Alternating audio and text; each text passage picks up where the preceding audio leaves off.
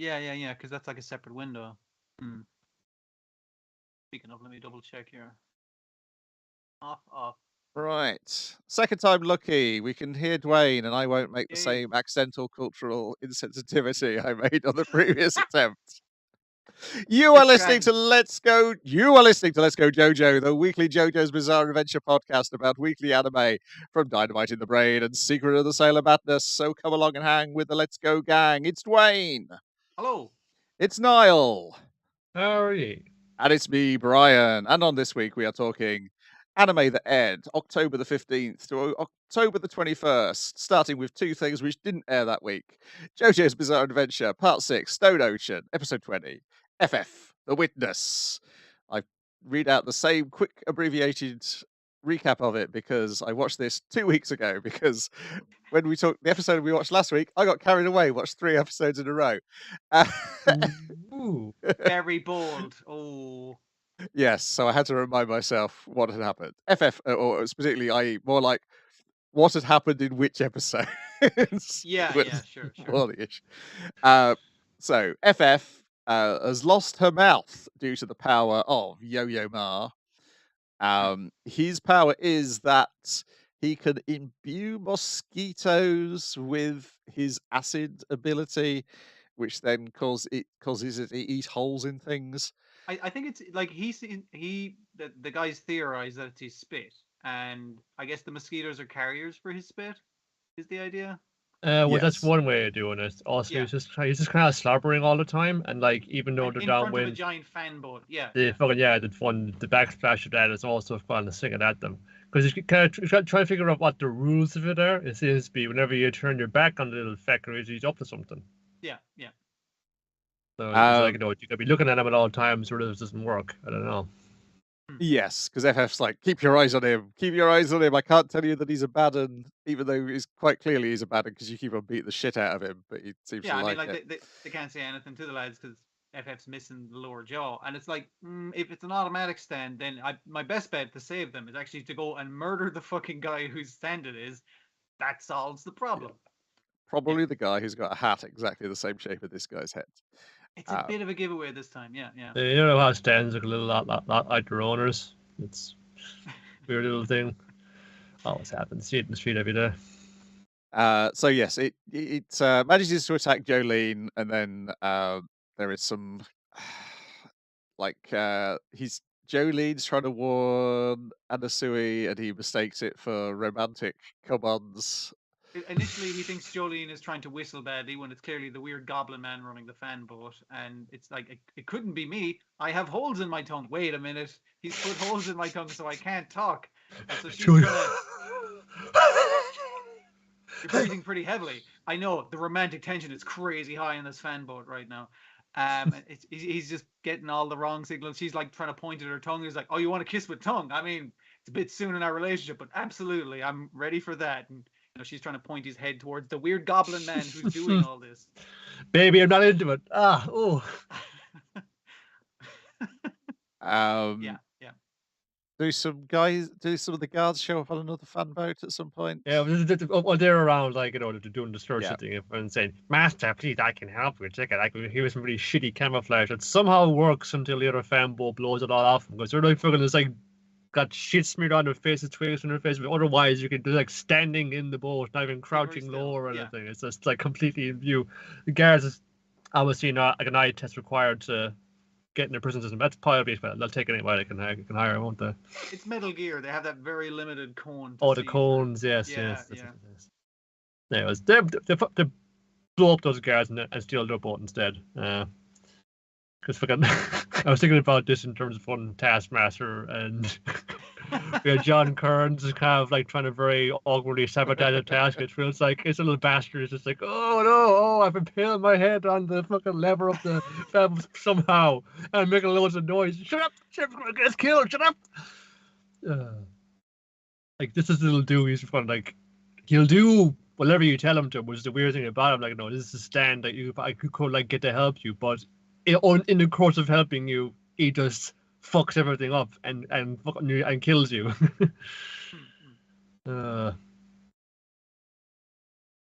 Yes, so Anasui does eventually defeat Yo-Yo Ma by they gets him to empty all his pockets out. And he's a bunch of random tat in there. But the handy thing is frogs. Yes. Um, And attaches a frog to its antennae, so he's wired his brain. Yo-Yo's got a brain, so I guess the stands have brains. This one does. I mean, like he's an independent stand, so I guess he'd have to have a brain, right? So yeah. Yeah, to the frog's brain, and so it starts behaving like a frog, and realizing it's behaving like a frog, but it can't help but behave like a frog. So it pisses itself when it sees a bird. And gets attracted to a very sexy lady frog who shows up. Keeps getting distracted by delicious beetles around the place. Yeah. Nice body, da. This has left D&G incapacitated along with all the other problems. FF has hunted him down, but then Poochie shows up with the cunning plan as to distract FF by admitting to all his plans to her. Well, it was kind of do or die sort of thing, because I gotta get to that dude, and she's about she's when you weird fun Stan going to blow his head off, but I need to know what happened back there. It's important. I got plans to get to heaven. Either she can stay in the back of the ambulance carting him off, and shoot him, or she can come after me, the main bad guy. So it's the idea that I need that guy's information, so I'm gonna make myself a very tempting target by revealing myself. Yeah. Yeah. It's a wild plan, but let's see if it pays out. I feel like he's on a roll. He's in a good move. Things seem to be fucking getting really weird in his prison now. He's been waiting years for this to happen. He just sticks. He's canned himself down twice now by counting very large. Does he count down or count up or count up in prime numbers? In prime numbers, that's it. Yeah. And also he's played his favorite music CD in a dude's head. That's really just mellowed him right the fuck out. Yeah. Wonder how often he does that, what's important there, like PS2 game, Blu-rays and things, kind of watch a film in a dude's eyeballs. I don't know how it works. I feel like his power and the entire premise of the CDs and stuff is Iraqi entirely going like, man, it's great having shit on CDs. I can just fucking pop it in, fucking play it. It's great. What do you get a rip of someone's memories? Wouldn't that be something? Distributed illegally online via ley lines. Yeah, so that's our cliffhanger is who will FF shoot? You kind of figure if the construct of we had to make two guns, no, because I got two hands. One might think, but maybe that's beyond the scope of the Stan's abilities. Yeah, it's just based on It felt very much like, oh, this is the middle of the story, which is pretty much where it is in the episode running. Yeah, and then with our batch of however many afterwards, then to finish it off. Yeah, it's just like it's already quite odd, but it's taken quite a turn since getting into this wing. Getting some really messed up things happening.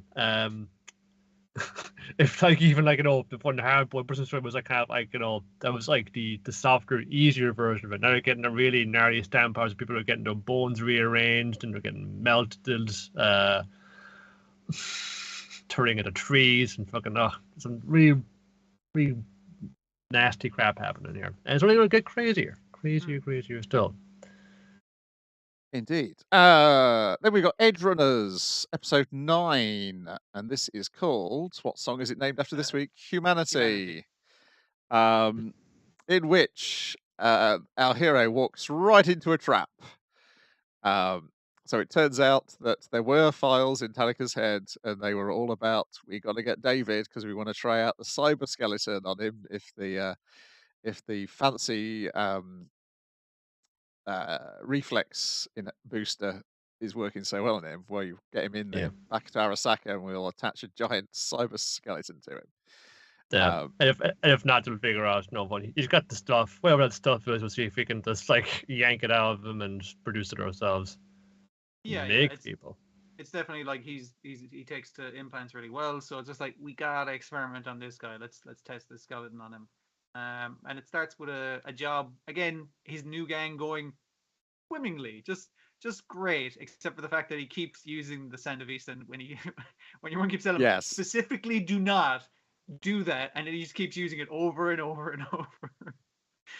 Yes, because Rebecca finds him messed up taking the drugs he got at the end of the last episode. He just has a bandolier of fucking injections for himself at this stage. Yeah.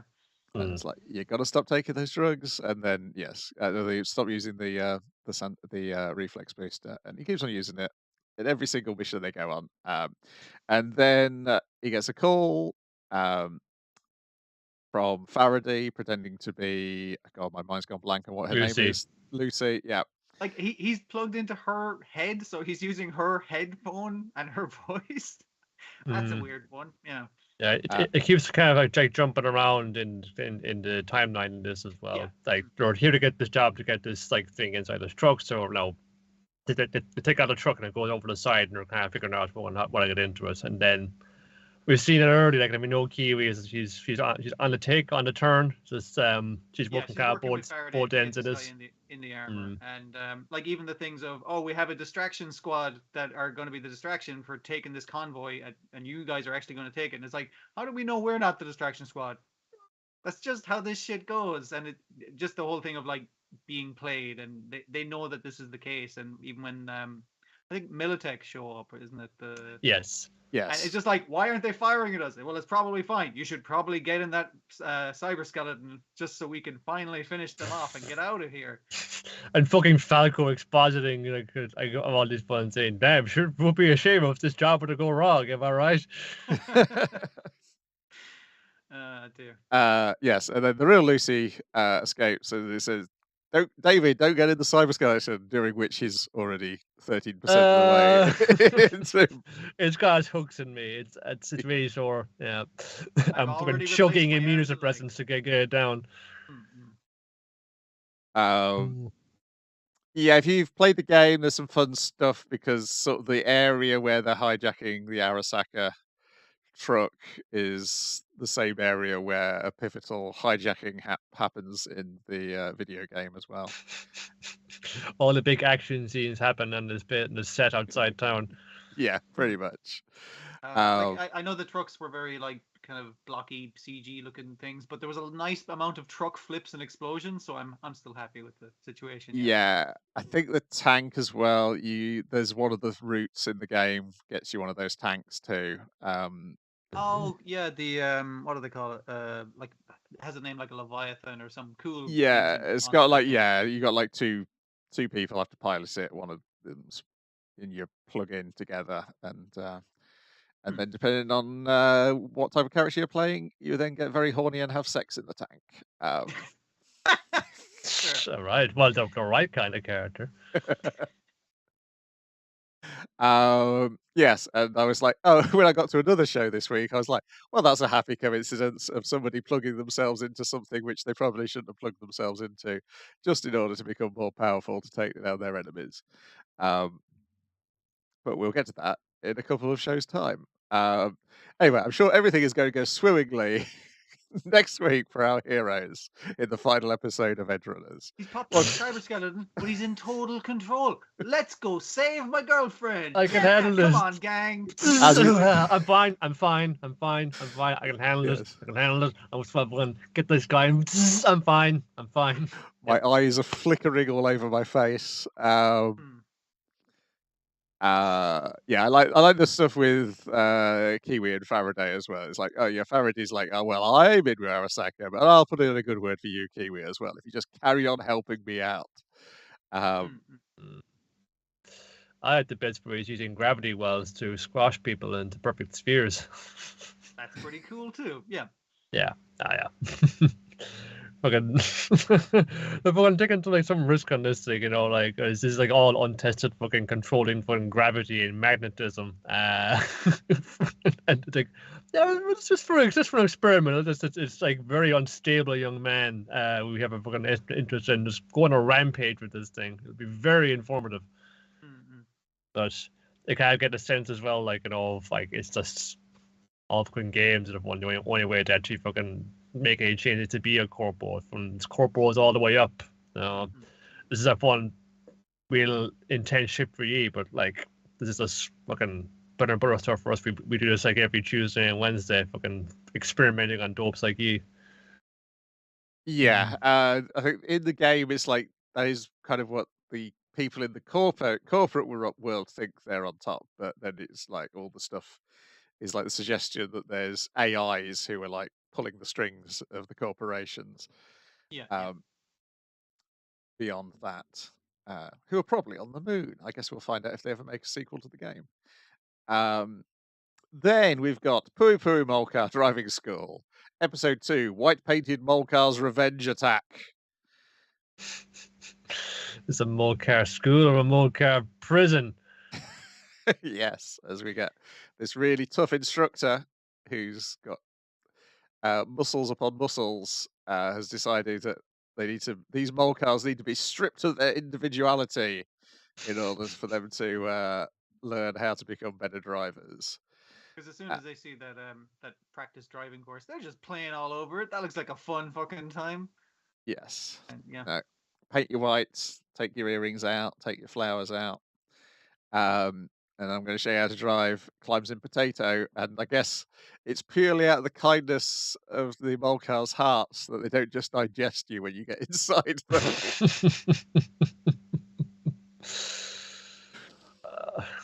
It's gotta be a symbiotic relationship, because it's if you gotta get to the shop and get them some fucking carrots, too sweet, before they get the craving comes upon them. So it's all about like miles per carrot before they absorb you. Yes. And after the instructor goes through Potato's digestive system and is shat out the other end, then he cleans all the paint off and gives them all their accessories back. Please don't hurt me. You gotta keep the branding alive, man. You can't just paint them all the same color. Come on. I know, quite. Yeah, this was a little closer to like, I was expecting it. This felt like a little different to the first show. And I'm going to guess that's going to be the case going forward because it's always going to be like the same setting. Yeah, I wonder if that's how until they until it's quicker, not. that they're using the same set and the same Yes. setting. That kind of Yeah. Yeah. Definitely I've seen the behind the scenes things of like them showing off the new set they built. But I'm going to guess he's going to do that, and then it'll pull the rug out from underneath us and do something weird once it's got you used to the formula. I'm not. Gotta break out of driving school, and the real driving school is society. Exactly. Then we've got Dragon Quest: The Adventurer Die, Episode 99, Victory by These Hands. In which we ignore the battle which was taking place to begin with and focus in on the rest of our cast who are stuck in the bowels of the flying castle, waiting to be dropped to earth and crushed. They're in the same material that was in the dark matter reactor or whatever it was called. Yeah, they're basically in the body of it, the corpse of it, I suppose. Yes. But they can't punch their way out because it absorbs magic. Well, Ma'am can't punch her way out because it absorbs, I guess, even healing magic. Our Crocodile can't punch his way out just with normal punches. That doesn't work out. I had to try, okay? I haven't done anything in a while. You had to try. Even Meteora doesn't work because that's magic and it absorbs magic. And they're like, what do we have that could blow a hole in this? What about Grand Cross? It's like, we can't ask Yonko. He's all fucked up. He's standing right there. But who did Hunkel learn Grand Cross out of? That's right. His master, who's also right there. Master, you didn't tell him this is like one of those like suicidal attacks that'll definitely kill you, which are the only kind of attacks I know how to do. Did you? Yonkel has managed to not make it a suicide attack. Is basically yeah, which I can. All the attacks, but if I use this attack, it could kill me. That's everything you do, man. And I knew as soon as they started going back and forth arguing about which one of them was going to sacrifice themselves to blow the wall up, that it was going to be him who was going to do it. But I was not expecting him to start doing it while they were still arguing. That was great. That was you could tell which way it was going, but the fact that he's just like, I'm just going to fucking do it. I think it goes a little something like this, and he crosses his own fucking arms to do it, and it starts blowing up immediately. He's like, I better keep going though. Yeah. I want to do it though, because if I don't do anything, it's that. You're pretty sound. You're all right. I don't mind you that much. Actually, it's about myself. I like the guy. This is my grand sacrifice. No. Huge explosion. At the end point saying, isn't that like you, Randall? It's just like, you know, pretty good friends. I think I got some time. And Yeah, he's like, whole- yeah. He's kind of like, I like you humans after all. And your friends, just covering the people who are in this room who aren't humans. there are 3 potentially 4, counting Mr. Beast, non-humans in the party. So yeah, that's being fair. They're all down and saying, man, what a brave gallant sacrifice you did. Going to retire his number from the Beast Commander unit forevermore in his honor. It's like him just kind of upset at the bottom of the cliff, Pop having dragged his ass out of there. You hear that, like, man? You You got out. You're good. You kicked me out of the fucking army after I doing that? That was badass. What the fuck? You're getting buried with full honors. Your widow's getting a pension. Hopefully he'll get some new arms. I think that's the most important thing. Because he blew his arms off. Yeah. Then the rest of the guys see them and they all reunite. The queen faints when she sees her dead boyfriend back from the dead. It was really well fun saying, we've saved the day of only we're all going to be careful for all. It's not right for us, right, Evan? You know, I'm really glad you're Evan. The clicking noise as she slowly turned towards him was pretty great. Yeah. And Lon's like, "Where's Dai? Where's Dai?" And they're like, "He's still up there fighting." And then we cut back to them where they're not fighting because Vern is hiding, going, "What the fuck am I going to do? I'm defeated. I can't win." I wouldn't be able to win with 2 arms, and I currently have a sword stuck in me, so I'm kind of shit out of luck. That's because he's a scrapper. He's just going all out, letting everything go, holding nothing back. I gotta let it all out too, don't I? This is all right. But again, very reluctantly, can't go up and say, "This is like, I don't have a cool body anymore." Okay, all right. He's got yanks at the third eye, the sovereign eye. Yeah, and somehow by censoring the blood, it looks so much worse. It's the screaming, I think. When Takehiro Kiyasu just like, you know, he's like, if you've heard like Vern get punched in the guy and wince, like, you know, and cry out in pain, but this is like him going like, "Oh, Jesus." As white glowing fluid pours from his forehead, which I assume will be red in the Blu-ray release. Because they don't normally do blood in this, and I was like, they must have been unavoidable, and they had to censor it for Saturday morning TV. Just make it like I thought the Darklings had like green or blue blood or something like that. Yeah. Yeah, Is that not I don't one know. that slips under the radar kind of thing? If it's not just straight up red blood. It's odd. It's odd because censoring it makes it look more pornographic than it actually is. Sticky is the word. Yes, and it's such a notable thing to do that a petrified dragon far off in prison in heaven recognizes, hang on a second, he's crushed his sovereign's eye. And the reason to do this is to what's it called? Sovereign Supreme? The sovereign Dark King form, you know, before it's a big giant monster man. You may have seen this before. I made my castle look just like it. Yes. I made my castle look like my theoretical final form, which I didn't want to take because there's no coming back from this. I wanted it to be like a hot dude. I didn't want to be like a hot dude embedded in the head of a giant fucking stone monster. But, you know, you gotta go when you gotta go. Yeah. Yeah. If you've read Mal Dante or seen Mal Dante, it's quite reminiscent of that. In that he's got his human form still there on the forehead of this giant monster. Yeah, it's a bit as well like this, like actual video game. Oh, you will see my final form, and like, you know, I've seen a few video game end bosses where it's just like, yes, it's me embedded inside the giant monster. Like, I wonder what the storyline is. This could have been, yeah. Oh yeah, you want to get a little closer to that microphone again, Dwayne? Okay. Excellent.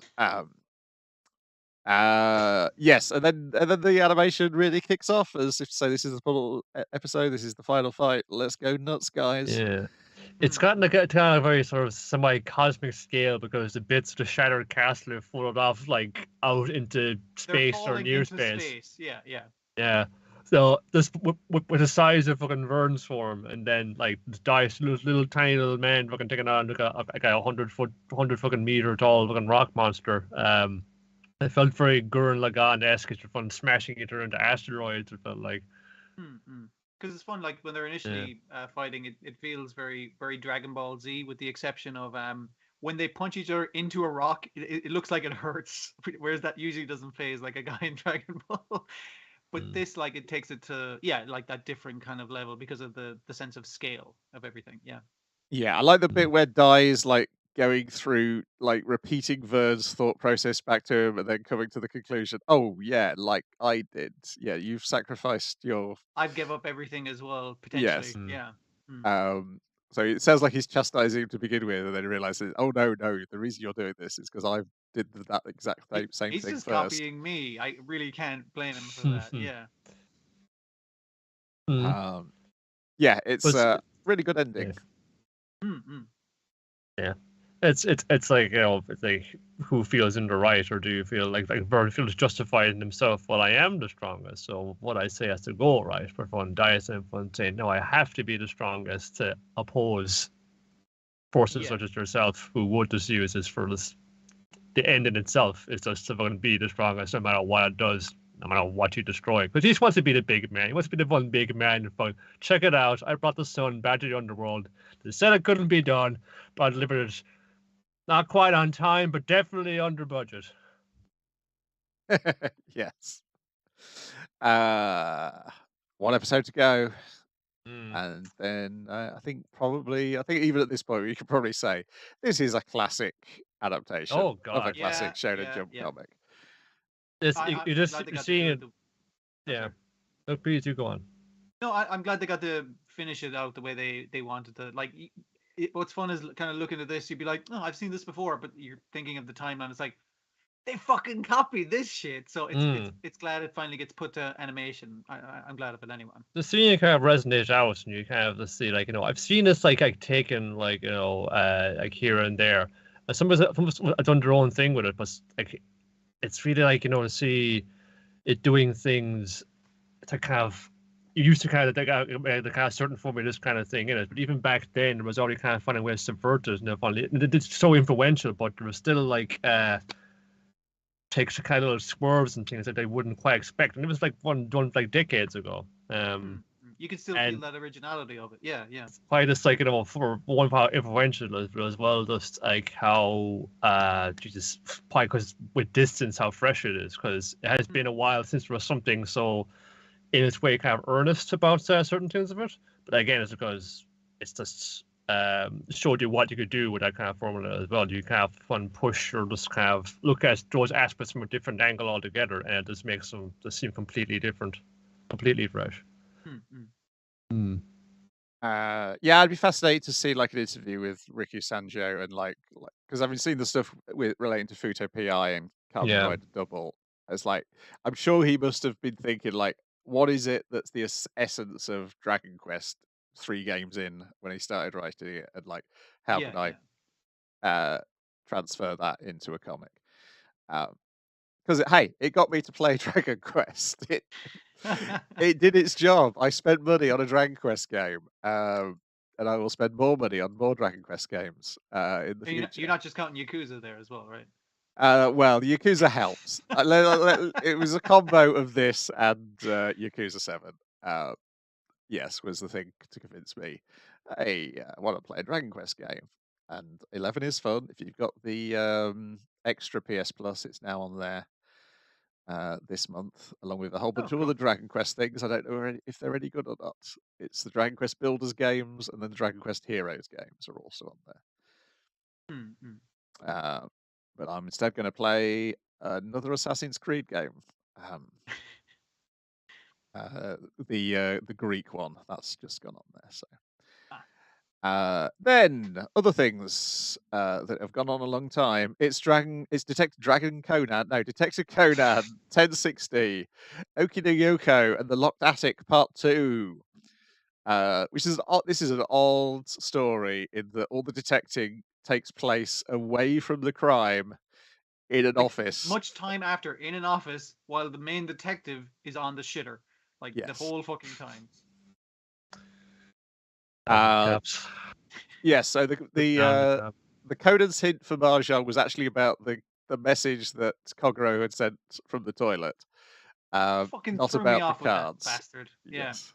but it is the thing which gives them the hint about the cards, because the cards are in fact a code. So it is, you take the letter of the name of the suit from the number of the card. So if it was the ace of clubs, it's C.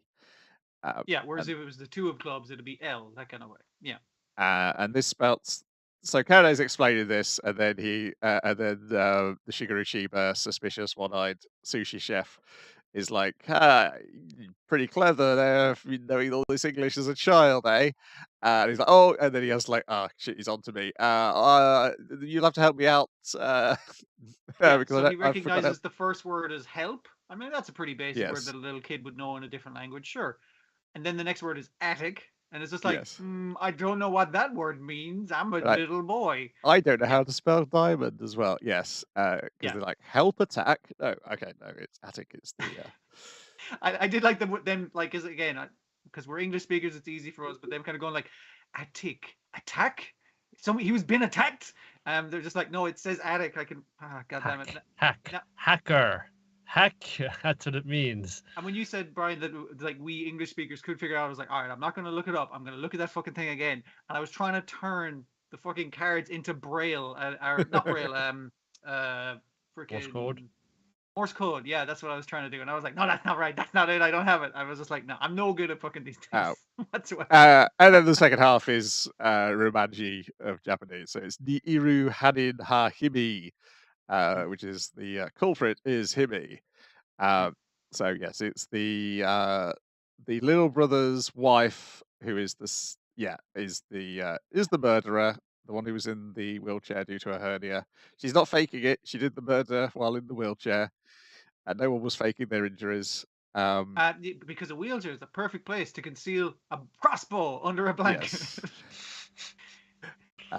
And they use the blanket to wipe away the blood. But then the interesting stuff is like how.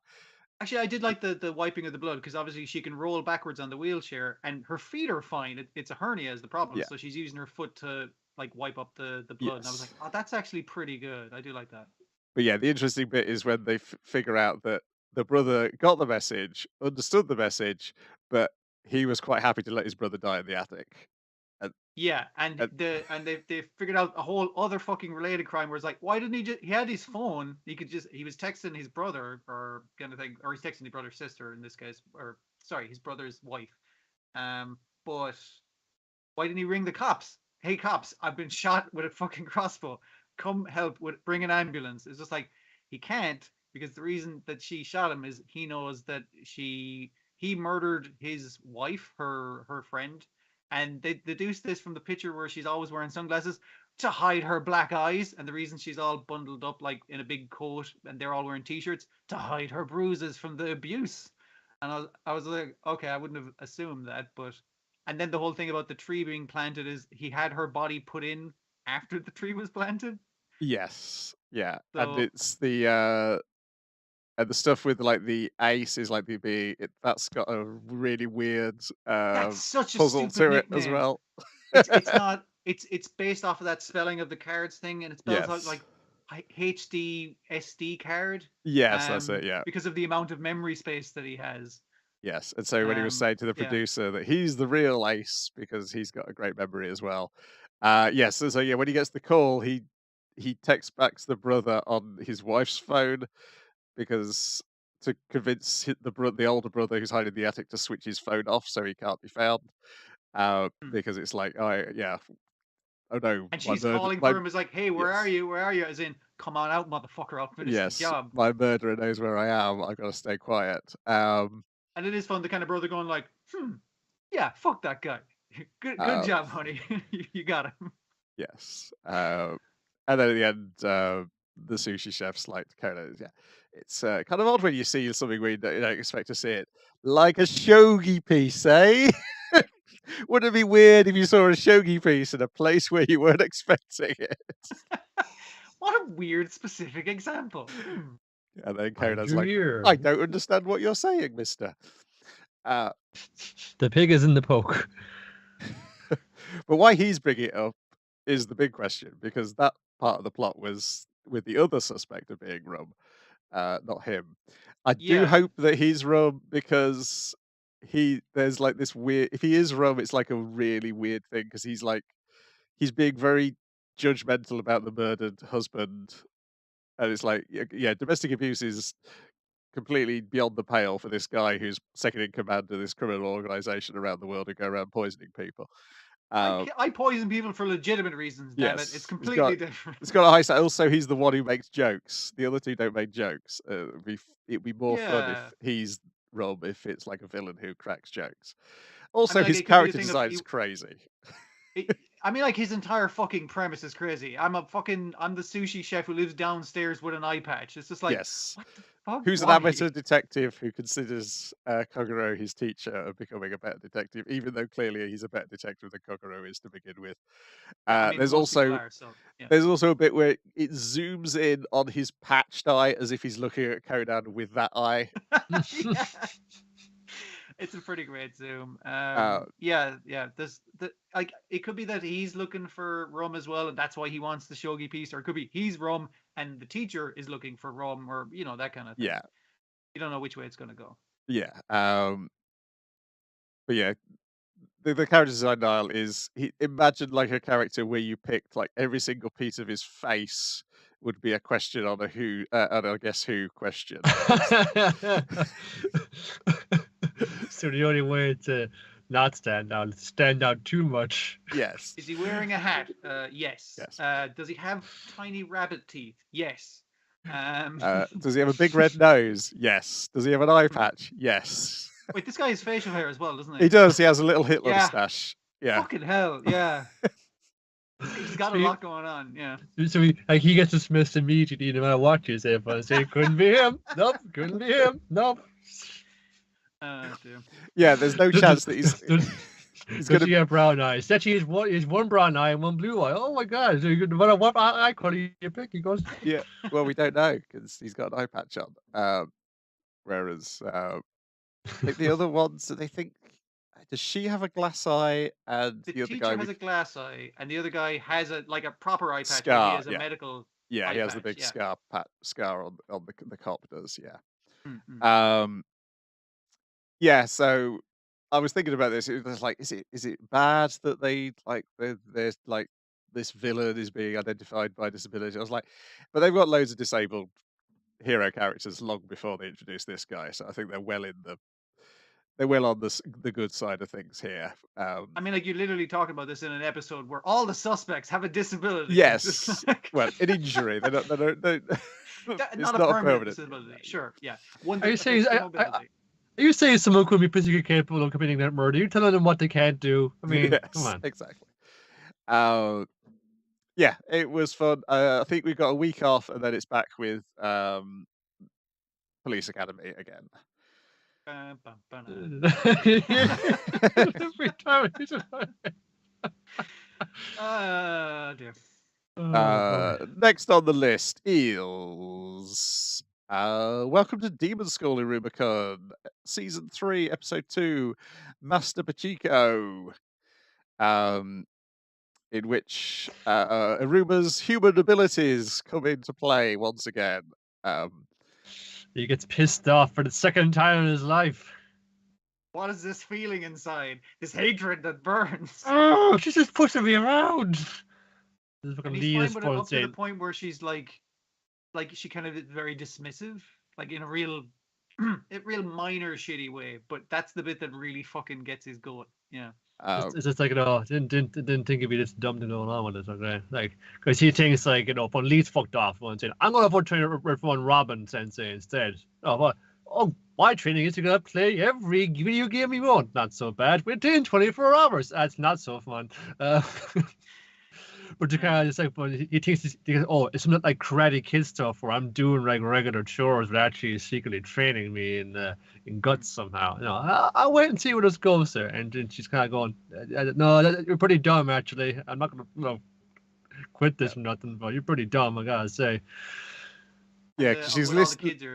Yeah, she's listing off what he would assume would be his positive features, and then she goes, "You're really the biggest moron who's ever lived."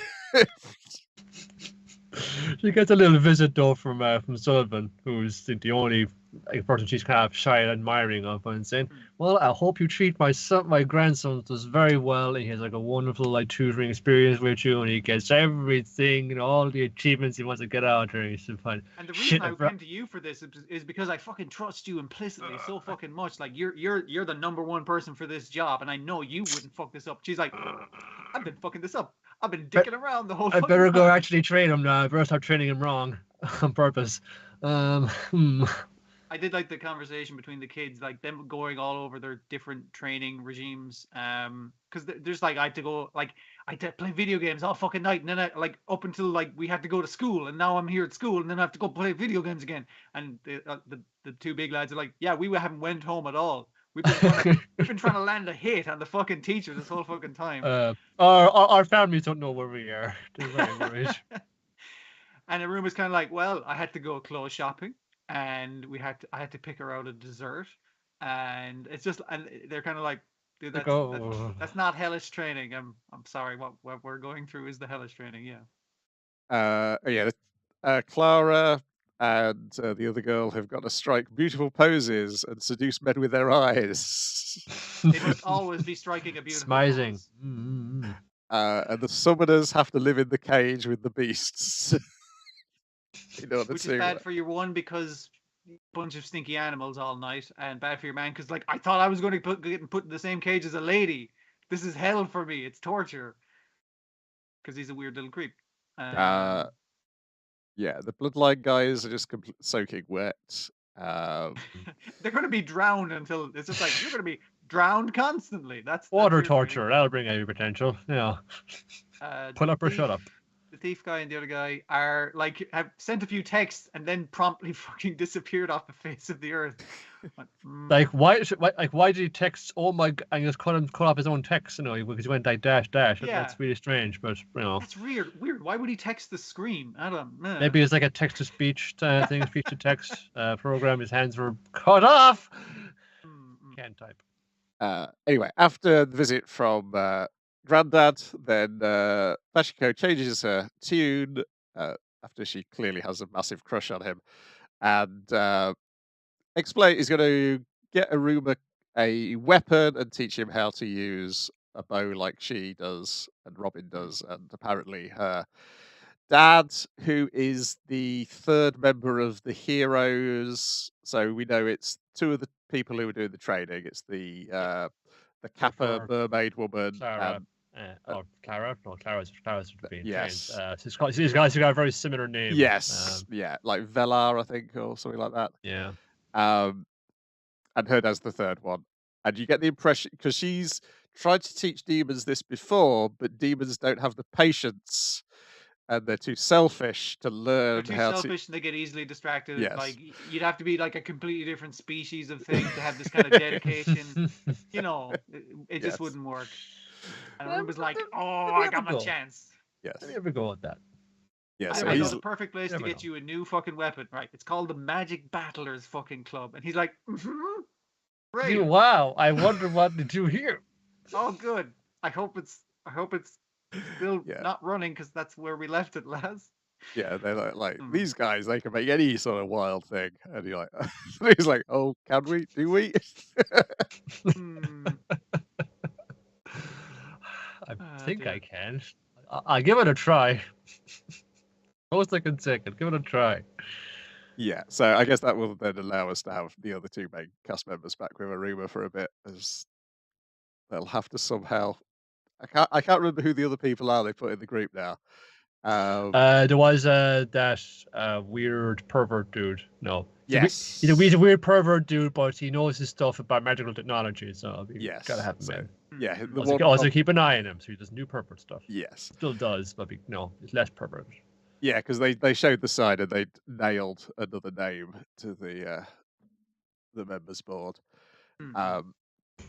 Yeah, so that was a nice cliffhanger of like, oh no, the person we're relying on is myself. Oh dear. It's a good joke, all right. Yeah. That's what I mean by believing in oneself. Awesome. Your design really reminds me of something, Bachiko. I can't fucking place what the fuck it is though. It's probably just to kind of the bunches and the kind of general color scheme and her being a demon. It's like that one, the Sky video games, and there was like the main girl like character of that. That's kind of vibe, and she's pretty haughty. She's pretty kind of a delinquent too. It was kind of I'll look her up again. Yeah, I mean, I guess it's just that kind of character archetype as well. That's seemingly very familiar. She's got a fun design. Yeah. Yeah, Axolotl is what I was thinking. She reminds me of. yeah. Very pink. Yeah, fair enough. Yes, Yeah. and also like the bunches have got like the whatever those The things are. fronds. antenna Yes. What do you call them? Yeah. things. Yeah. It's just like the kind of general like kind of this delinquent character always gets me. She always has like this Tikapagi hanging out the corner of her mouth and saying, "Aha, see, give me a fucking monk stick already." Yeah, she reminds me of a little. The pink frilly design reminds me of Ran from Yosara, but the personality is almost like the opposite. Whereas Ran is horrible pretending to be cute. Bachiko is cute pretending to be horrible. But yes, it's weird that there'll be two pink frilly monsters on two different series this season.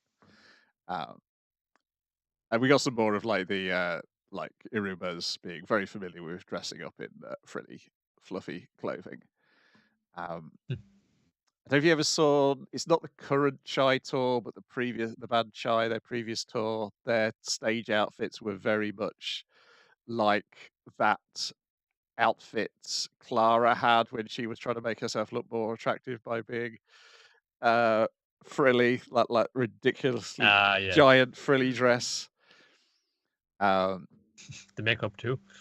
I don't think they went as far as the makeup, but it was they've got different stage outfits now. They're kind of dressed like terrorist pigs. Then we've got Spy Family, a new family member, episode 15. Who will this new family member be? Who could it possibly be? Uncle Karlov comes to visit. No, it's a dog. Your Bond. Dog Bond. No, it's just not his name. It's just Bond. But first of all, will Lloyd kill that dog? No, he doesn't. He shoots the bomb jacket, sending it into the river. He takes a bite to the arm, which he's put like Kevlar under in the meantime, and puts the dog in a bin, promising to let the dog out later. That dog's going to be fine, folks. Don't worry about it. Yeah, the dog out's still in there. Yeah. I assume all the dogs are going to be fine because Anya didn't read Handler's mind when she was reassuring her that all the dogs were going to be fine. Wasn't that different in the manga where she read the Handler's mind? Whereas we actually get a bit of Handler background in this episode instead. I think they changed that a little bit. I'd have to go back. Okay, I've not read those chapters, so fair enough. I've hopped straight into wherever it currently is. So there's a gap of information between what I'm currently reading and where the anime is. So, but yes, we do get do get the information that at some point she had a daughter the same age as Anya, or presumably the same age that she thinks Anya is, not the actual age that Anya is. Yeah. Right. Because we have to constantly remember there's multiple levels of people pulling the walls over multiple people's eyes. Yeah. And multiple levels of stupid to be dealt with as well. So, there's that as well. Yes. Yeah. And as well, just like the actual authorities, institutions, secret police and that now, they're not actually as omnipotent as you might think. No, they're not very good. So, Lloyd the people that they could staff with. To disarm the dog of its bomb. The man's like, "Oh, brilliant, the dog's biting him. I'll set off the bomb." It explodes at the river. He's like, "Shit, it didn't work. I don't think that's the minister. I'm gonna drive out of here." And he later on nearly runs into Yor, but Yor kicks his car into a fucking fire hydrant. Pretty impressive. And then calls the police again. It's like, no, this is the same housewife from before. It's me again. Remember that. I like to make another report. There's been an accident with the terrorists, and now I need to go back to finding my missing daughter, Anya-san, and just running down the road screaming for the daughter. But they all meet up. I like the way they met at like a three-way cross as well. Yes. And it's just like where the fuck have you been? It's like, oh, Dad's been on the shitter, and where have you guys been? It's like I was chasing the girl who was on the dog. Okay, we're all caught up. Yeah. I want to keep doggy. If you don't let me keep talking, I'm gonna go bad at school. The thing of the handler and Lloyd not being able to stay in character in that bit where they're like, we're going to take all these dogs in and take good care of them, and he's like, no, this is the dog. I thought you wanted a small dog. He's like, this one's better because I can ride him around like a horse. Easy. Yes, and yeah, can't risk the plant, so you better look after this dog. While we try and figure out what was done to all the other dogs. Only you can do it, Twilight. She's like, what the motherfucker? I got so much work to do. That's not fair. We will take the dog overnight to make sure it's got its shots and everything. But other than that, like, yeah, you guys have a dog now. It's sweet though. Come on in. This is your home now. And he just thinks back to like all of this fucking the beatings, all of the fucking weird experiments, electroshock things. Just it's like, they're not gonna do any of that junk to me. And it's like, oh, this is a big kind of comedy that kind of like dog with psychic powers and well, how hilarious. But it's like, yeah, he's been through a rough time. He's got some fun trauma we're still dealing with. It was just kind of a nice little thing. We can't keep calling him Mr. Dog. We're gonna have to come up with a name for him. She doesn't think of a name there and then. She's got to go to school and boast that she's got a dog first. Our brilliant plan is like, I've got a dog. It's like, really? Is it bigger than my dog? Come over with your dog and we'll see. And he's like, yes, it's fucking genius. Let me test it on my friend. I got a dog. It's like, oh, cool. What kind of dog is it? Tell me about your dog. And she's like, it fucking works. People love dogs. This is the perfect plan. It cannot fail. Hey, rich boy, I got a dog. Yeah, so what? What's his name? Plan defeated immediately. Dog? Plan saved by the cuteness of her being so distraught, and he's like, "I'll ask a follow-up question. What's the dog's name?" Dog. His name is Mr. Dog. Yeah. I shouldn't have bothered talking to you. Goodbye. She's like, damn. I need to come up with a cool name, and as she's learned with her friend, she's terrible with coming up with names because what did she come up with? Peanut. Peanuts, yeah. But he's too big to be a peanut because he's very specifically a large dog. He's got too long of a name. We'll go down to dog park, run around, to see about that. He's going to call him fun Dapper, Dandy, Charlie, Mark II. That's too long of a name. But he's being so gallant. He's dropped her gloves. That little fucking bulldog is run off him. He's just no, my gloves. But he just kind of looms over. It's just like, he doesn't do nothing. It's just like, hey, what's up? I don't care. Bond. This Mr. Dog is so gallant, and you got the gloves like Bond man. You fun. That's it. It was Bond. Just Bond. Just Bond. Just Bond. Just Bond. Shaken and stirred. He's shaken and furred. Fuck's sake. And now you've got to go home and do your studying. Instead, she watches cartoons with the dog and then falls asleep incredibly cutely. Oh. And it's a nice contrast because you had the thing with Lloyd earlier in the park kind of going like, fucking, I don't fucking deserve this shit. Like, fucking, this family's going to be dissolved as soon as I complete my mission. I was like, I don't fucking think. But then the thing of him later, yours like, oh, come here. You got to see this. They fall asleep together. Oh my God, this is great. And it's him enjoying being as part of a family, as him going like, it's not a real family though. Oh, this is totally going to fall apart as soon as the mission's over. It's like, no, once there's missions over, there'll be peace. And then you can fucking retire, you idiot. Yeah, that's what it's all about, man. It's about keeping the smiles on the children's. Mm-hmm. Smiles on the children's faces. Not that's like dark future that everyone saw. Someone reverted that with our efforts. World peace. It's all about, man. What is this dog? He's a happy home to come back to. So do all the people. Also, a lot easier to house train a dog when you can read its mind. Yeah, because you know when it needs to take a shit, which is very important. Well, it's a little kind of one whipple effect going up the body. That's what I know. But he's a braver hero as super hero in terms of white dog heroes. That's the question. No, he's got a nice little bow tie though. You gotta give him the style points there. Yeah. Then we've got Pop Team Epic Series 2, Episode 3, Poputan, which, if I remember correctly, used to be the name of another anime, but it isn't this. We open with Akbu, where PPB is working in a coffee shop. And Popoko would like some coffee, but it's just hot water. But she's going to pretend that it's coffee so not to hurt her friend's feelings. But PPB knows she's just pouring hot water into Popoco's thing, but she won't say anything either because she doesn't want to hurt Popoco's feelings that she thinks hot water is coffee.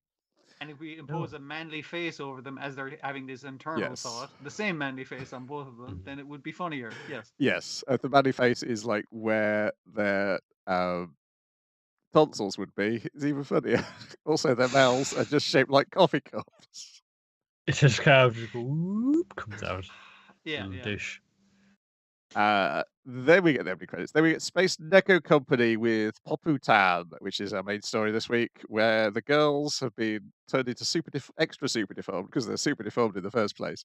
But they're 2 heads Watch out high for now because this is a kids' TV program called Poputan, complete with pauses for the audience to answer the questions and join in Because, with the because Play it was at like home an fun. arrow. I was half thinking, was this like a CD-ROM thing that the kid has to click and learn shit? That was the thing I was thinking. I think They do Dora come the in on a Explorer computer does that. screen. Yeah. Yeah.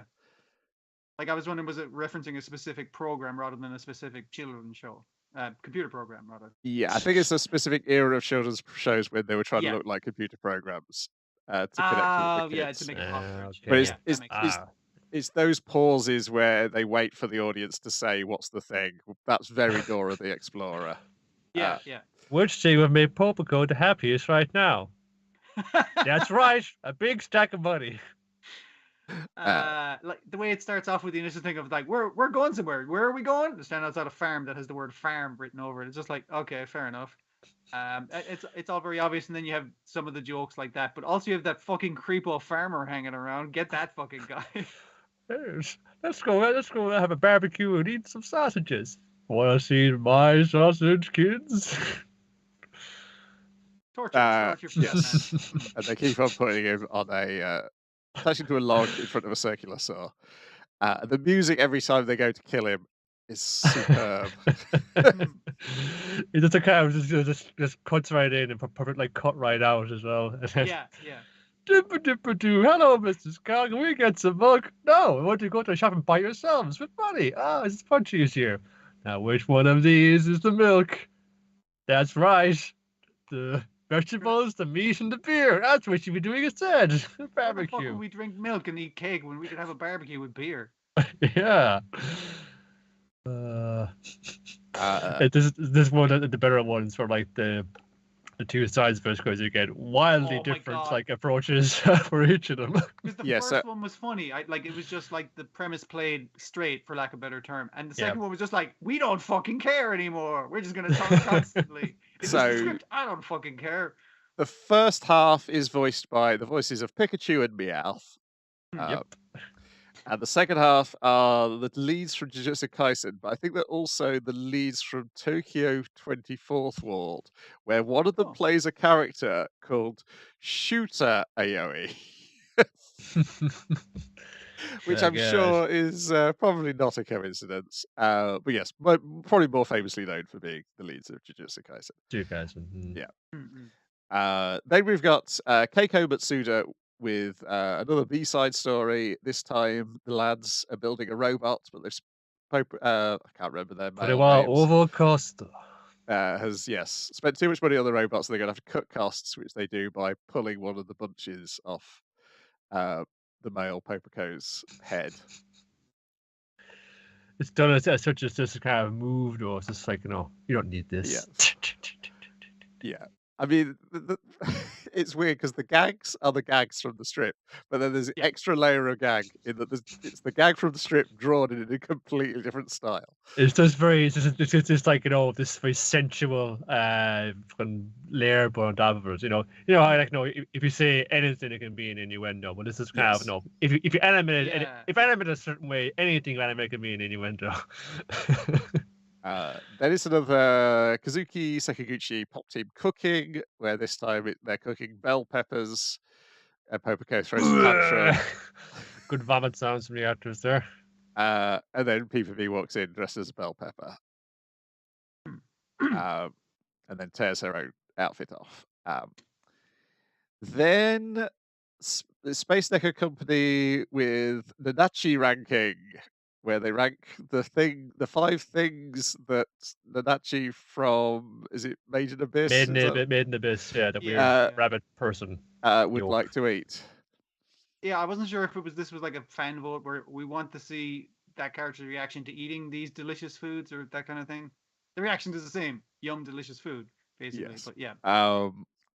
There's the Space Necker Company one where the girls are told off for doing torture in front of children, so they decide to do some child-friendly torture instead, which is exactly the same torture but to a teddy bear. Again, the second half of that playing so different, where they put on cutesy voices to do it. It's like, oh, more Mr. Teddy, you're gonna break your knees. I was just like, that was very funny.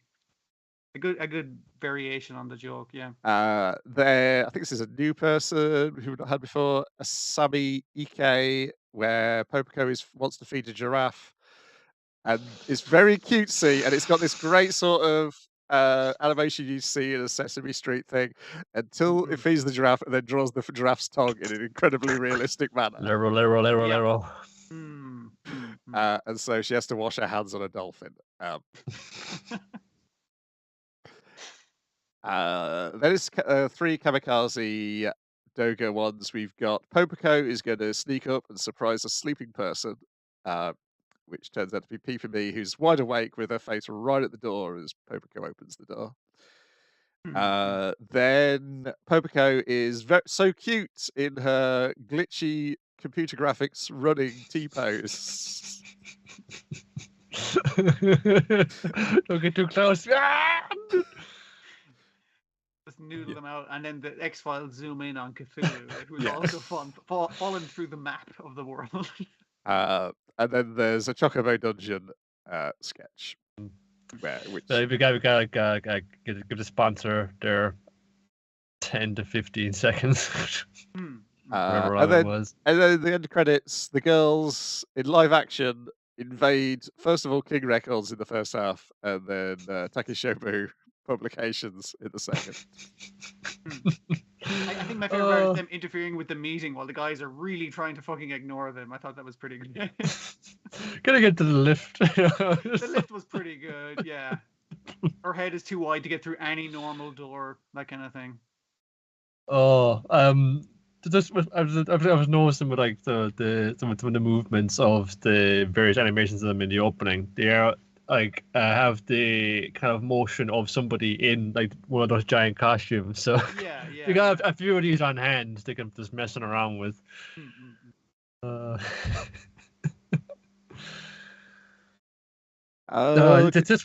one hit me really well. It was just like kind of the pacing of it. It was just really efficient, I think, this time around. It's really fun. It never like left me like hanging for too long. I think it just like kept the combo going like one on both ends. I usually kind of like would just like split them and just like watch this half another day and then watch half another to kind of refresh me out and do something different. But I just let it run all the way because I was still split by it. And then there's the fact it was just the performances with the other two in the second half were just like they were just fucking around, just fun swearing at just fucking going bananas with it. And then the remark that them just going off script constantly was very fun. Yeah, and then the remark at the end, I didn't think that this let off had too much freedom in it, but like, it's fine. They don't usually get this. I just went nuts at it. Yeah, man, it's great. This bit. I'll watch it again. Then we got Fuuto PI, episode 12, Superhuman R /death, and a sequel. More. In which it's only Reactor who we're dealing with in these 3 episodes, really. The other stuff was just laying road, so to speak, for future storylines. Yes, the device was to regulate the machine that Reactor has in the real world to absorb the excess energy caused by his transformation. So he was telling the grandpa the truth. It's like, this isn't going to be used to hurt people. It's going to be used to vent my excess energy into this hydroelectric dam or whatever the hell that then was. I'll hurt people with laser eye beams. But that's not on you. That's on me. I was going to do that anyway. So, yeah. I'm not going to enable any laser eye beams in my watch. We did this happened before, and we led to a loss. We got tricked by some goddamn Al Qaeda's came in, and I fucking went up making like anti-personnel mines for them. And we also learned that the people from Shadow Fuuto can get to our world via the use of black passports or black visas. It seems to change in the subtitles from the start to the end. Yeah, I mean that's what we voted for. Right? Maybe because we want to get the black passport back. Yes. Fucks it. That's Oh, Go you for it. function all right. going for a hard fucks it. That's Caramello's new move to hard fucks it. And then I guess this is the third guy who's like, don't transform into the thing, you won't be able to transform back. And then he's like, no, I'm going to transform into that thing. Okay, we will beat you by using. How do they beat? They use can't use the weapon they want to use. No, so we said one USB, the prism one, which you can only do when you're in like the extreme one, where it's like it was kind of open it up, like it kind of gets open his jacket and you can see all his glistening circuitry inside him. Yeah, so it's like a double flying kick from both sides, and they have to grab Takime when she's caught in reactor smoke. Yeah. Well, it's that, and then on the way back, it's like that thing you kind of fun pedaling into the fucking back of her head. Yes.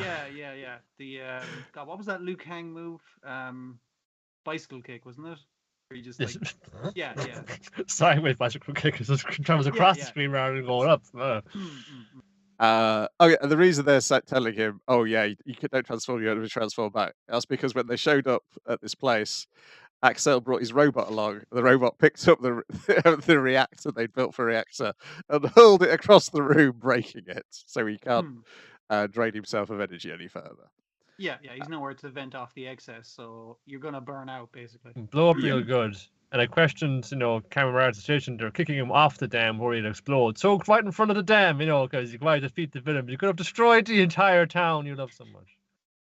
I do like that they're still fighting in locations you'd fight in live action, the Kusatsu thing. Yeah. In the park. Have they fought in the quarry yet? I don't think so. Yeah, they'll get to it. And so I don't think they fight in quarries much anymore. I'm not sure they're allowed to fight. I'm very old-fashioned. They go to dams. They still go to dams a lot, though. This use quarry when nothing's happening is off limits now. But it's like integral part of the energy infrastructure. That's completely fine. You go break whatever you want in there. Lots of empty multi-story car parks as well. And caves show up a fair bit too. I guess there's one set of caves that they're allowed to film in, and they keep on shooting it from different angles for different series to convince you it's not the same one. And just the roof of the studio. Remember, we're summoning a giant robot. Everyone up on the roof. We got satellite there. It'll seem official. And then at the end, they test out the Joker Gaia memory that Takime had, and it turns out that it doesn't belong to her. So who does it belong to? It's like, did that open a port up with her? And she's like, let me fucking check. It's like, lads, out of the fucking room, get out. Yeah. It's. I also like when Ryusei shows up. Takime's like, it's her husband. Has not bothered learning his name at all. It's Mr. Akiko. That's it. Yes. It's sexy motorbike cop. Well, yeah. Of those two personalities, I think you're going to remember Akiko. I think you'd definitely be going, oh, it's Akiko and her husband. Yeah, she's the much more stronger, louder personality of the two. Yeah, for sure. Yes, and more likely to hit you with a slipper. And you remember her for that, yeah. Yes. Not for the man that turns into a motorbike. That woman who wrote a very specific thing on her slipper to hit me with it. Yeah. And then Takime wants the origin story of Kamen Rider Double explained to her, which I don't know if that's going to be turned into an OVA, or I can't remember if they made that into a live action already. Well, it seemed to have most of it. That's why I suppose it's just like doing key scenes from the actual thing of it anyway. But so I just got to hope they make another series. So or I guess you got to hope they translate the comic so you can go read the comic. Either will be good. I mean, Dang is going to be like we've got no fucking Angel now at all. When Dragon Quest is gone, Fuuto PI is gone. We're bereft. Yep, but we got plenty of other stuff, so I think we'll be fine. Yeah, Kamen Rider movies, their specials. Yeah, maybe they haven't done that as a full story yet. There's enough crap put into this that actually maybe I am interested now. If maybe you, viewer, if you're as interested as Tokme is in the backstory of this whole thing, maybe you want to look at some Kamen Rider Double now. Well, hopefully they release it in a way that you don't have to steal it to watch, because this is like an advertisement for a thing you can't fucking buy, basically. Yes. Yeah. We'll see if Shout Factory, this might convince Shout Factory to license it. Though they did like a couple of old ones, but they weren't necessarily the old ones people wanted, and then they've started on the newer stuff. And then apparently the video quality on the 01 release is not great. So that's kind of put me off buying that. I like 01 a lot. 00. Indeed. Then we've got Golden Kamuy Season 4, Episode 3, The Smell of Sulfur, in which we get to meet two of our new hunks. I think one of them has shown up in the OVAs already. Okay. Kakuta. I do appreciate that they show up naked while the characters that they're introducing themselves to are also naked and being weird about it, of course. I think Ariko might have shown up previously. Maybe no, it says anime debut 39, so maybe not. I might be getting it mixed up with somebody else. Yes, so it's Ariko and Kakuta are two guys who we haven't met before, who are recovering from wounds at Hot Springs, and also in attendance are two guys we have met before. The guy who's slowly losing his body parts to Nikaido, and the psychopath with the tattooed stick figures on his face. Usabi. Yes. Yeah, it's not coincidence. This is where Division 7 traditionally go to rest and recuperate between missions and stuff. But yes, Kakuta and Ariko are kind of wondering why they've not been called back, and so they're planning on recovering a skin to get themselves into his good books and be brought back. And it'll be like the present that we're in on the plan, and then once we're in on the plan, we're in on the fucking do-re-mi. Yes, and then we've got to keep these two weirdos away from this plan. Because they'll just swoop in and take it out from under us. So we have to give enough information. We're looking for a weird guy. There's this weird fucking guy. Have you heard about this weird guy? Yes. Yeah. Also, we appear to be the two sadist members we've seen of 7th Division yet, which may be why they're being kept away from the plot up to this point. Yeah.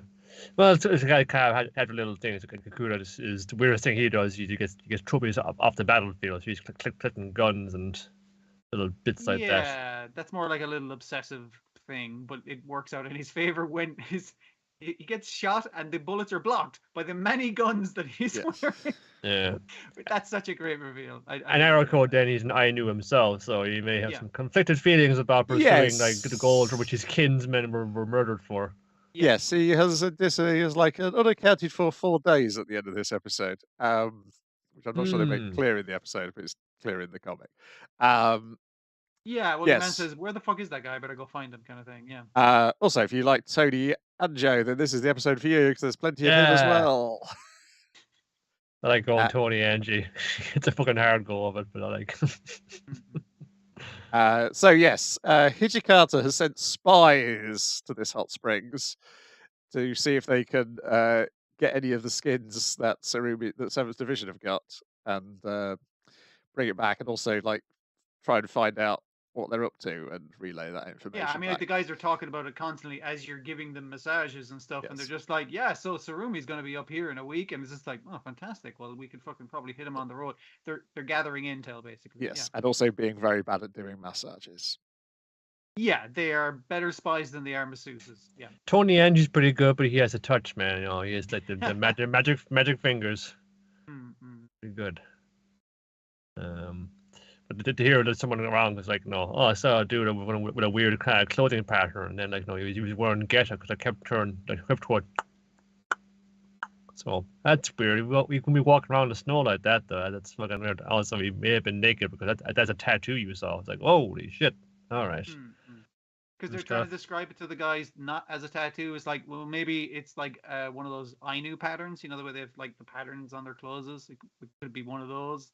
Probably not a guy like with a tattoo or anything, you know, because I know you guys are looking for tattoos and be very interested in that. But the other two, they can't jump the gun for us. We can't make a move right now. Everyone's going to be onto us. If one Kakuta, who follows them and sees what they're up to. And it's just our second eye patch of the week, because you think, there's a little fact for you. The thing with eye patches and pirates, that was maybe because when they go below decks, they have had an eye patch ready, accustomed to the dark, so when they go below decks, they can see in the dark. Kakuta has his eye patch on since the sun went down. And also, your man said, this was like, we'll bum rush him, but we'll wait till the new moon. It's in a couple of days. It's like, because it's like, it's going to be like pretty bright out at night tonight. So, but they're like, no, we gotta go now. And he's like, he tries to do the old trick with he has a torch with him and he turns it off, but to give him night blindness. But switching the eye patch does that, kind of undoes that problem. So being attacked by 3 blind men isn't really much of a deterrent. And he's like, oh shit, break it off, lads. It's not gonna work. Oh well. Yeah, and then when Erika's chasing him, he's basically just steering him into an avalanche. Yeah, because the stuff with the cave I thought was really cool. The way he was using the ice stalactites. I think those are the ones that go up. I'm forgetting. Tights come down. And mites go up. Mites go up. Yes. But they might go reach the ceiling one day. They might reach the floor as well. That's what confuses me.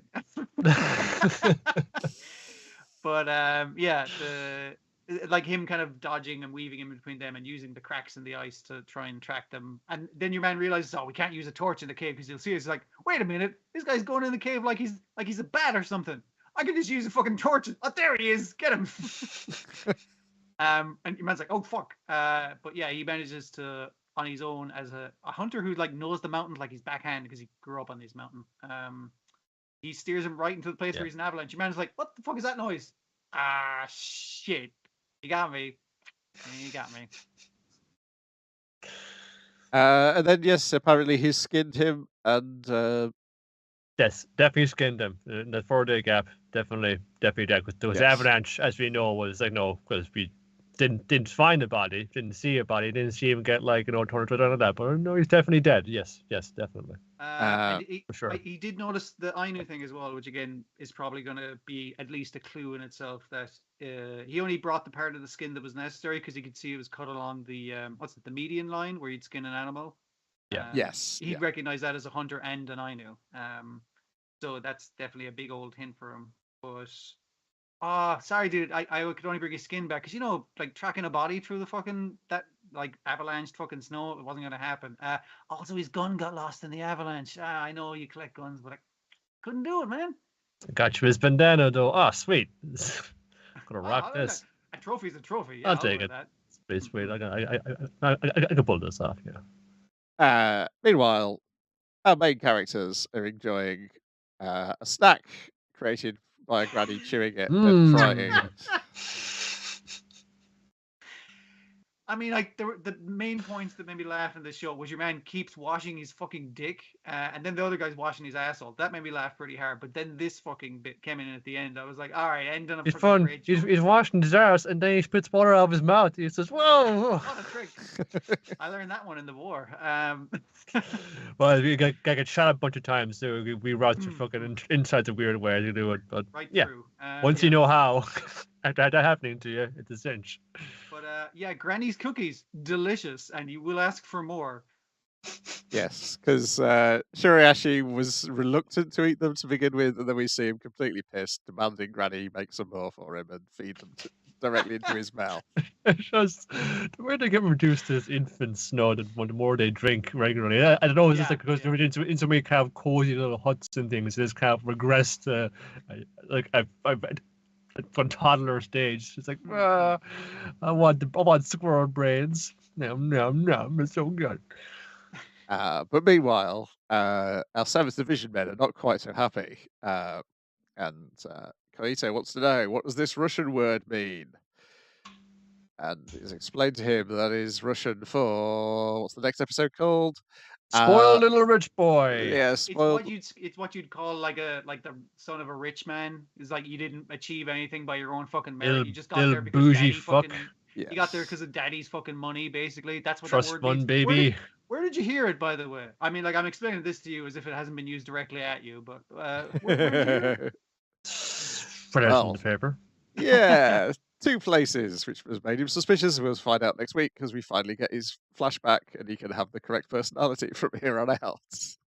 Yeah. I mean, that's okay. I'm fine with them kind of like putting us in media and res, like getting the plot going. I understand the reason. Yeah, they had to get to it because you can't. There's no avoiding it. You can't delay it any further.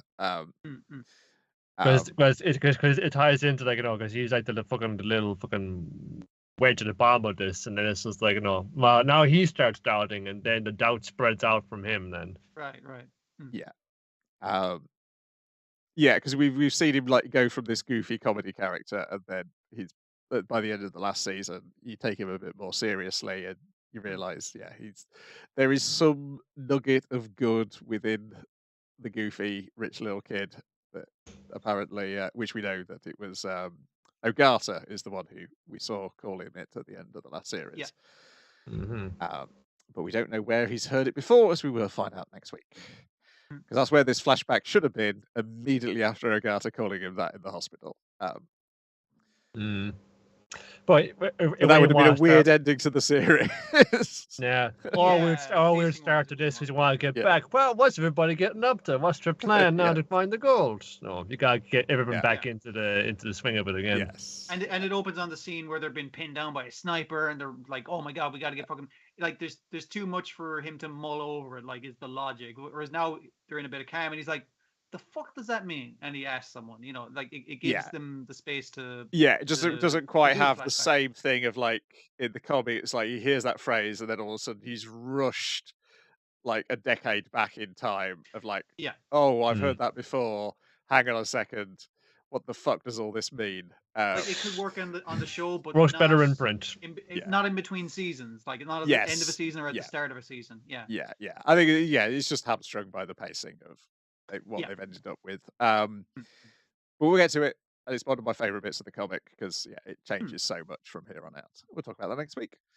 Then finally, we've got Mob Psycho 100 episode 3, Getting Carried Away 100%.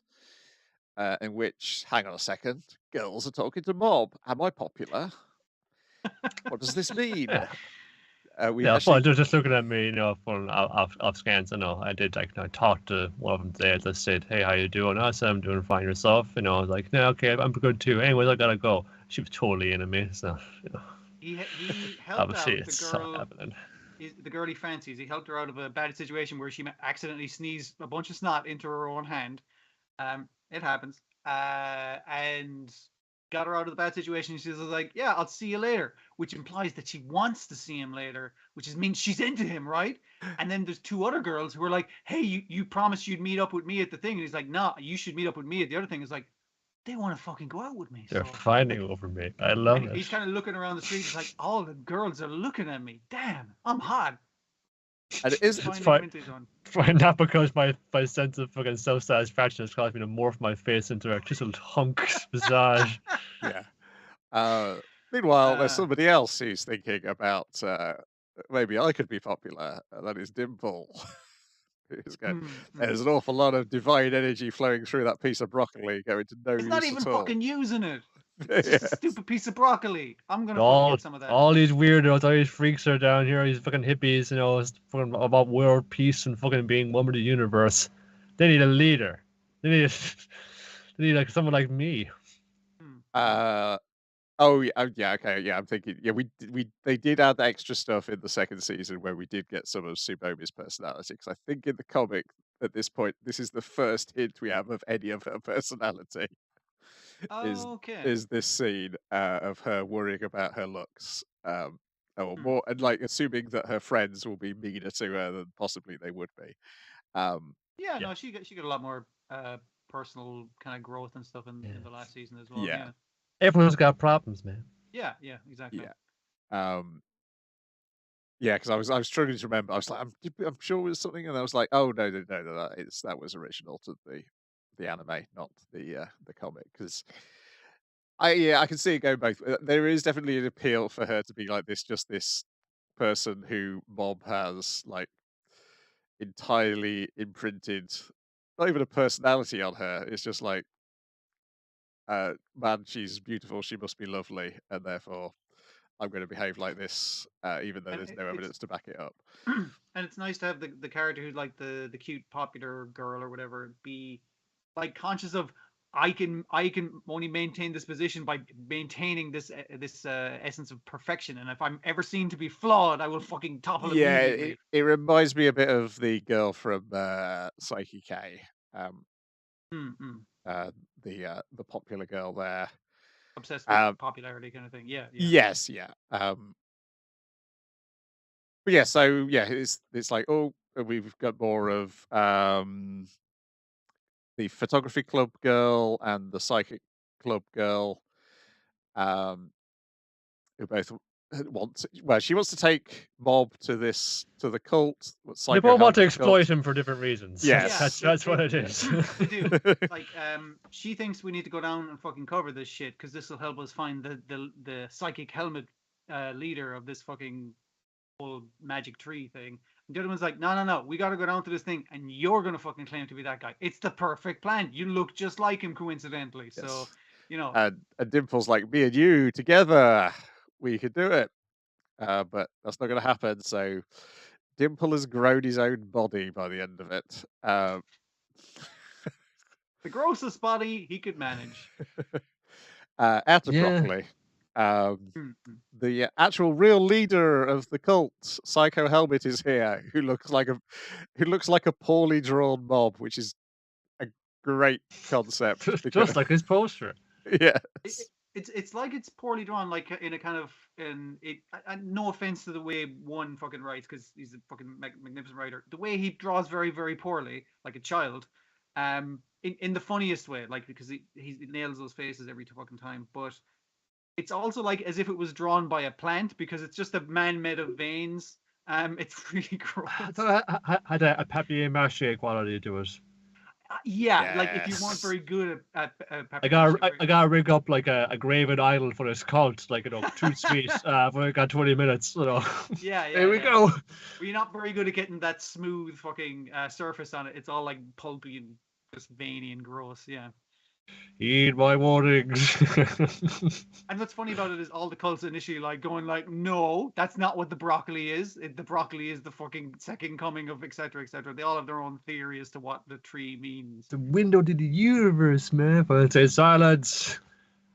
I will perform a miracle. Check it out.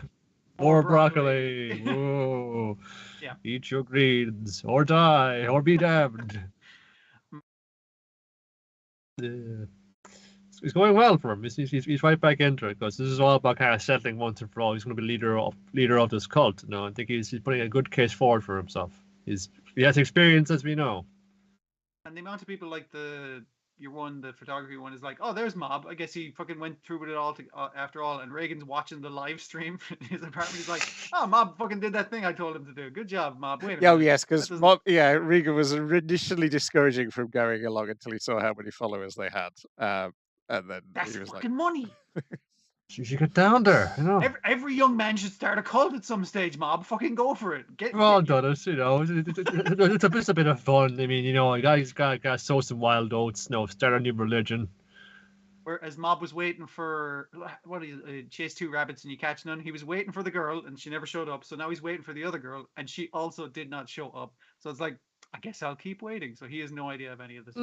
Like I know, like his phone, the battery went in it, but then like, you know, they weren't picking up either. You know. Yeah. And we know a fun like girl reporter from Misato was probably trying to get a scoop on this thing. You know, she fallen afoul again of psychic weirdos. Strange. Yeah. Oh, yeah, Yes. just something up with that thing, because there's like fun. Oh, it's fun. These people think this because it's kind of weird. We could do anything from fun. Oh, my driveway, it's got fucking weird vines coming off it. It's obviously some kind of fucking paranormal activity. Fun saying, I'm not redoing your driveway. Fucking get out of here. Whereas obviously, fucking, it's going to engulf the entire city. It's not seasoning city. We become broccoli city. No, the complete opposite. It has no flavor. It's got a bad flavor, in fact. Unless you cook it properly, then it's delicious. Some people seem to enjoy it. I don't, but You don't like broccoli? Broccoli. Yeah, I was going to say, I'm not even sure how you can't cook it properly. It's like if you boil the fuck out of it, it's just flavorless. But that's the same with fucking anything. Like yeah. I know you can like fry it and fry it and glue it and get kind of a char on it, but I've had it that way. Yeah. Still hit the broccoli. Just that kind of nice salty char. I'd like to have this, but not in broccoli. There's way better things you can do a nice salty char on that's not broccoli. I've done the research on this. I'm pretty very solid in my belief here. No, if I had to only eat one vegetable for the rest of my life, I think broccoli would be it.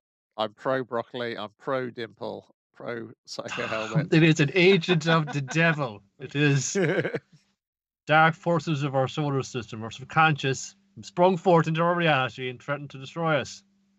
I just like it roasted. I think it's nice. Righty ho, that is it for this week. Apart from all the other things we might have watched that we're not talking about, right? Oh God, yeah, it'd be until somebody shuffle off of their mortal coil.